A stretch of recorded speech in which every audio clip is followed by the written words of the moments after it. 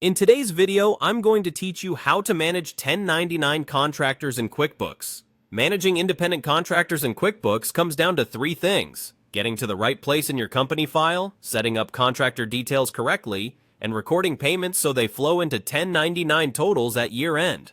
I'll guide you through each part and share tips to keep everything clean and compliant. First, go to QuickBooks and sign in to the correct company.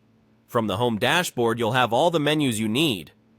If you switch between companies, double-check you're in the file where the contractor did the work so your expenses land in the right books and reports. Next, open Expenses and select Vendors. This list is where QuickBooks keeps every payee you do business with, including 1099 contractors. Use the search bar to see if the contractor is already in your books to avoid duplicates.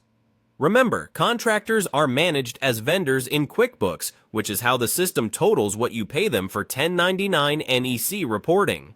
Click New Vendor to create a profile for the contractor you plan to pay. Enter the legal name and mailing address as they appear on their tax paperwork. For 1099 tracking, turn on the option to mark this vendor as eligible for 1099 reporting. This tells QuickBooks to include their payments in your year-end totals.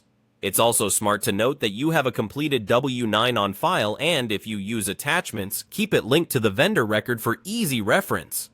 Add an email if you plan to send forms or payment notifications, and save your changes. When you pay a contractor, record it with a new expense. Choose the contractor you just set up as the payee, pick the bank or credit card the money came from, and select the correct expense category, such as subcontractors or professional services, so your financial statements stay accurate.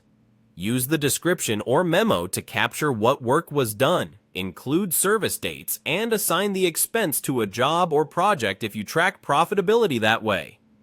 Enter the payment method and date, and if it was a check, add the check number. Accurate details here ensure your cash flow and 1099 totals are right. Finally, go to the Team area and choose Contractors.